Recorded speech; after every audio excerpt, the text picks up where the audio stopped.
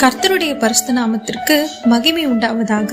இன்றைக்கு கடவுள் உங்களை பார்த்து சொல்றது என்னன்னா, சங்கீதம் 23:1, கர்த்தர் என் மேய்ப்பராய் இருக்கிறார், நான் தாட்சடியேன் என்கிற இந்த வசனத்தின்படி கர்த்தர் உங்க வாழ்க்கையில மேய்ப்பராய் இருந்து உங்களை ஒரு குறைவும் இல்லாம நடத்துவார்.